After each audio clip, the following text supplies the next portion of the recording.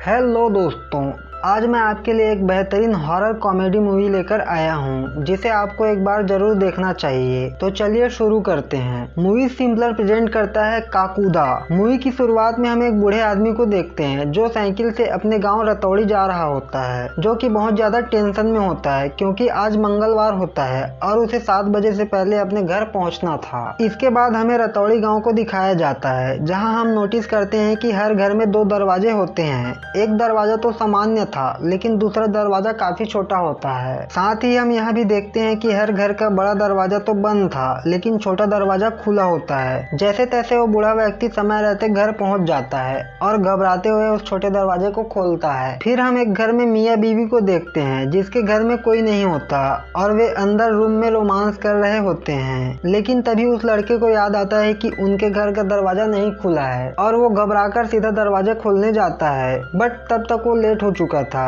और एक घोस्ट उस दरवाजे को खोलता है। अगले दिन ही हम देखते हैं कि उस लड़के के घर में उसकी ही 13वीं का गीत गाया जा रहा होता है और उस लड़के के पीठ पर एक बड़ा सा कुबड़ भी बन गया होता है। एक बच्चा अपने दादाजी से पूछता है कि उस व्यक्ति के पीठ में क्या हुआ है। तब उसके दादाजी बताते हैं कि उसे श्राप लग गया है, जिसके कारण उसके पीठ पर कुबड़ बन गया है और वो 13 दिन में मारा जाएगा। आगे वो बच्चा पूछता है कि उसे यह श्राप कैसे लगा। तब दादाजी बताता है कि बेटा, श्राप उसे नहीं बल्कि पूरे गांव को लगा है। प्रत्येक मंगलवार के दिन यदि किसी घर का छोटा दरवाजा खुला नहीं मिलता तो वो शैतान, जिसे काकुदा कहा जाता है, वो आकर उस दरवाजा को खोलता है और अपने पैर से उस घर के व्यक्ति को मारता है, जिसके बाद व्यक्ति के पीठ में कुबड़ बन जाता है और वो व्यक्ति 13 दिन में मर जाता है। साथ ही हम सनी और किल्विस को देखते हैं, जो मिठाई का डिब्बा लेकर उस घर में आते हैं। पेशे से सनी एक हलवाई होता है। गाँव में ही उसकी एक मिठाई की दुकान होती है। इधर दूसरी तरफ पड़ोस के गाँव में इंदिरा नाम की लड़की को देखते हैं, जिसके घर में उसे देखने के लिए लड़के वाले आए होते हैं। इंदिरा के पिताजी का एक ही शर्त होता है कि लड़के को फर्राटेदार इंग्लिश आना चाहिए, लेकिन इंदिरा अपनी फैमिली वालों को धमकी देती है कि वो शादी नहीं करना चाहती और अगर उन्होंने उसके साथ जबरदस्ती किया तो वो भाग जाएगी। इंदिरा की धमकी को सुनकर उसकी माँ कहती है कि तू जिससे प्यार करती है उस लड़के को मिलाने के लिए बुलाओ। साथ ही उसके पिताजी भी मान जाते हैं कि यदि लड़के को इंग्लिश आता है तो उनकी शादी करा देंगे। अब यहाँ हमें पता चलता है कि सनी और इंदिरा एक दूसरे से प्यार करते हैं और वो दोनों शादी भी करना चाहते हैं। लेकिन इसमें एक प्रॉब्लम था, सनी को इंग्लिश नहीं आता था और इंदिरा के पिताजी कभी ये स्वीकार करेंगे नहीं। परंतु सनी को अपने पिताजी से मिलवाना भी था, इसलिए इंदिरा उसे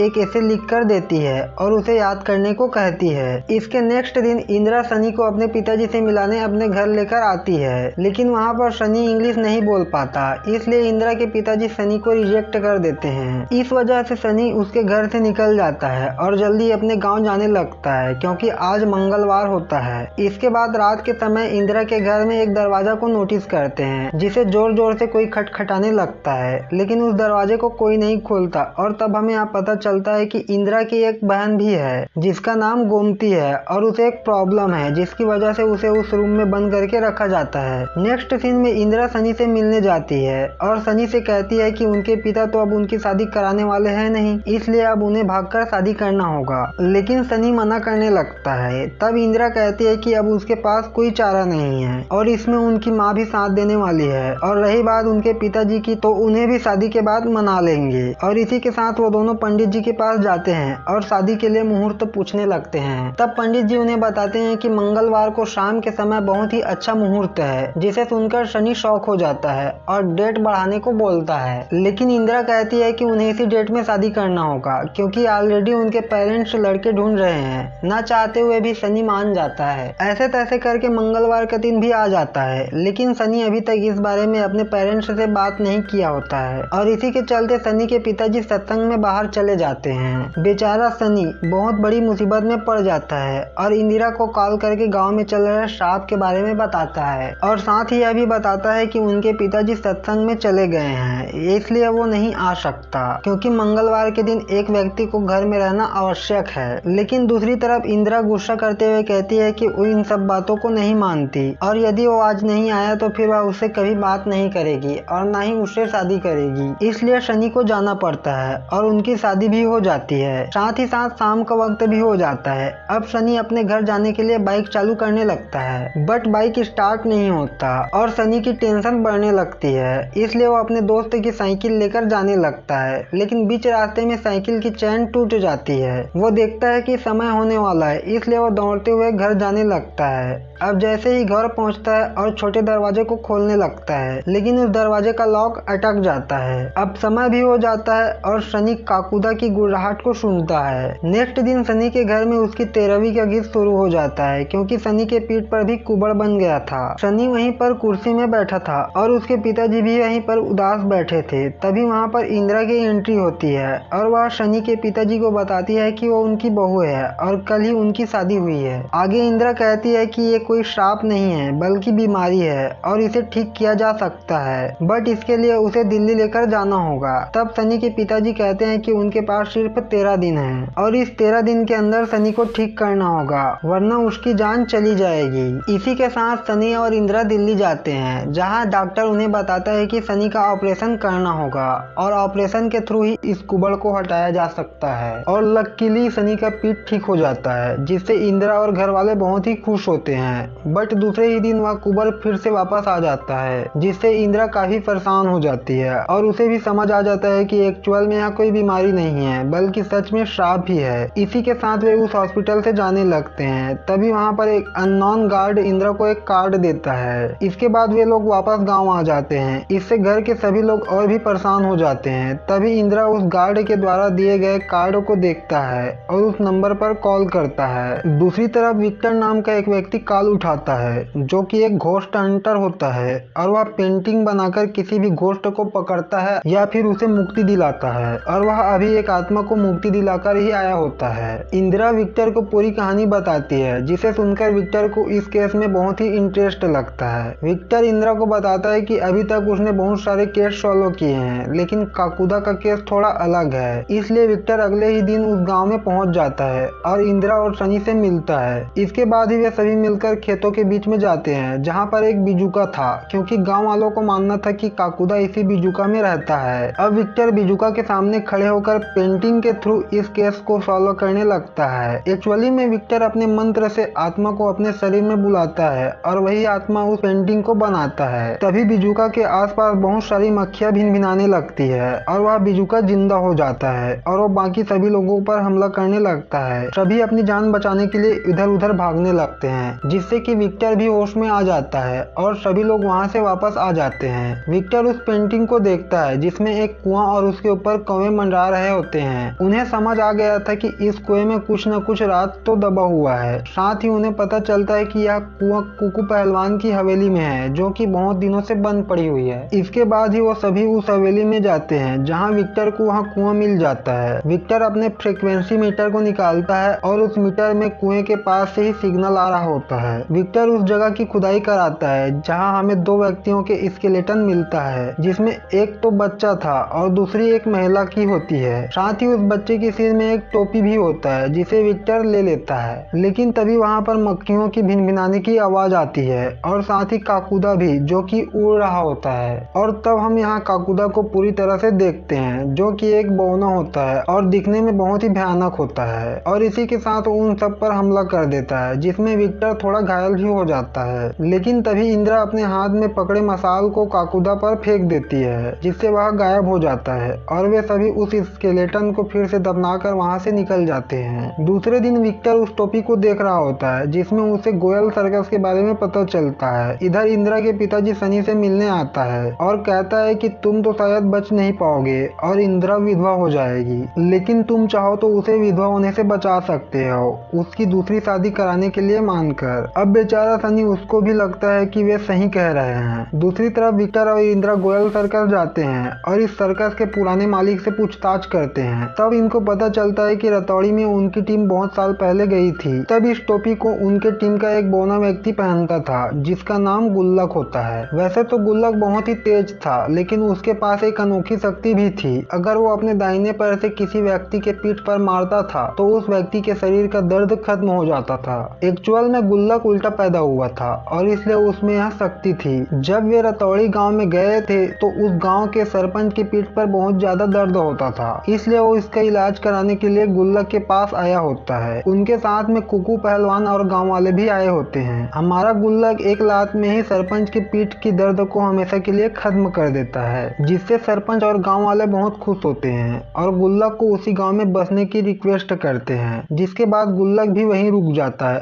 और हम लोग दूसरे गांव चले जाते हैं। इसके बाद गुल्लक के साथ क्या हुआ इसके बारे में उन्हें नहीं पता। इंदिरा और विक्टर वापस आ जाते हैं। दूसरी तरफ सनी बहुत ही परेशान होता है क्योंकि आज लास्ट रात होता है और इसके बाद वो मर जाएगा। इंदिरा भी काफी परेशान होती है। तभी उसके घर की वही दरवाजा फिर से खटखटाने लगती है जिसके अंदर उसकी बहन गोमती को कैद किया गया था। इंदिरा उस दरवाजे को खोल देती है। तब हमें पता चलता है कि इंदिरा और गोमती जुड़वा बहनें हैं और दोनों की शक्ल सेम है। इंदिरा गोमती को पूरी बात बताती है, जिसके बाद गोमती को कुछ हो जाता है और अचानक वो किसी दूसरे की आवाज में कहने लगती है कि गांव वालों ने ही मुझे बुलाया था और उन्होंने ही मुझे जला दिया, और फिर वो ठीक हो जाती है। इंदिरा इसके बारे में विक्टर को बताती है। तब विक्टर कहता है कि आज गोमती का दरवाजा खुला रखना और उसके जेब में इस ट्रैकिंग डिवाइस को डाल देना, जिससे हमें उसकी लोकेशन मिलता रहेगा, क्योंकि विक्टर को लग रहा था कि गोमती का काकुदा से कुछ न कुछ संपर्क है। इंदिरा वैसे ही करती है। कुछ समय बाद गोमती कहीं जाने लगती है, जिसका इंदिरा और विक्टर पीछे करने लगते हैं। दूसरी तरफ सनी इंदिरा से मिलना चाहता था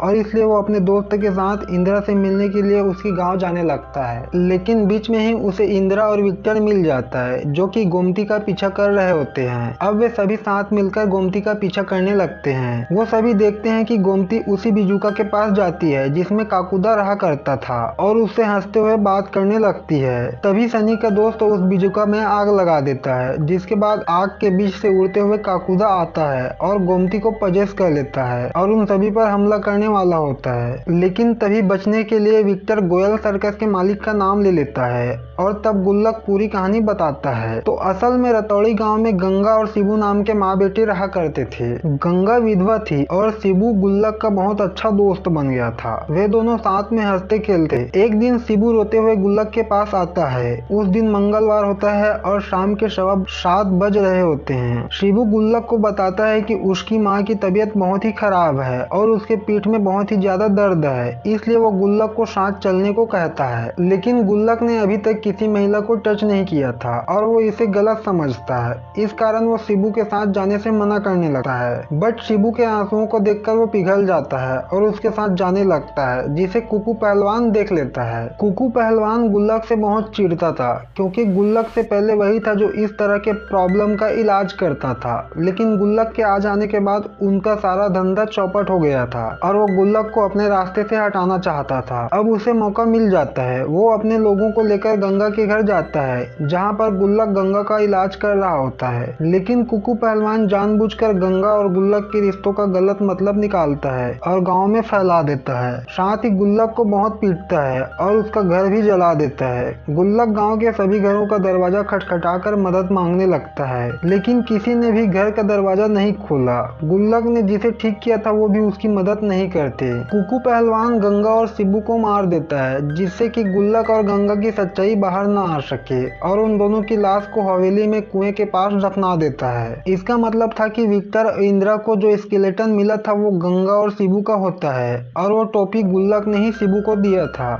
गाँव में मदद न मिलने के कारण गुल्लक गाँव से भाग जाता है और ठंड से बचने के लिए उस बिजुका से चिपका रहता है, लेकिन ठंड बहुत ज्यादा था। इस कारण बेचारा गुल्लक 13 घंटों तक तड़पता रहता है और अंत में मारा जाता है। उसके ऊपर मक्खियां भिनभिना रही थी और तभी से उसकी आत्मा भटक रही होती है और उसके आसपास हमेशा मक्खियां भिनभिनाती रहती है। उस दिन अगर कोई दरवाजा खोल देता तो गुल्लक की जान नहीं जाती और तब से ही हर घर में छोटा दरवाजा होता है। मंगलवार के दिन 7:15 बजे से पहले दरवाजा खुल जाना चाहिए होता है, वरना काकुदा का श्राप उस घर के व्यक्ति व्यक्ति को लग जाता है और वो व्यक्ति 13 दिन में मारा जाता है। अब विक्टर गोमती के अंदर के गुल्लक से कहता है कि उनके सभी अपराधियों को उसने खत्म कर दिया है, तो अब वो इस गांव के श्राप को भी खत्म कर दे। बट गुल्लक कहता है कि यह श्राप कभी भी खत्म नहीं होगा, चूंकि वे लोग गोयल जी के कहने पर यहाँ आए हैं, इसलिए वे उन सबको छोड़ रहे हैं। और इसी के साथ काकुदा यानी कि गुल्लक गायब हो जाता है। इसके बाद विक्टर बताता है कि काकुदा की शक्तियाँ उसके दाएं पैर में हैं। अगर हम उसके दाएं पैर को किसी धारदार ऑब्जेक्ट से काट दे तो उसकी शक्तियाँ खत्म हो जाएगी और शायद इस गांव से श्राप कट सकता है। इसमें ये लोग उस घर की मदद लेते हैं जहाँ कोई मर्द न हो, क्योंकि गुल्लक सभी घर को जानता था, तो ये वहीं पर छुप कर रहेंगे और उसके आने का इंतजार करेंगे। और उसके सामने गोमती रहेगी, क्योंकि वो उसमें गंगा को देखा करता था,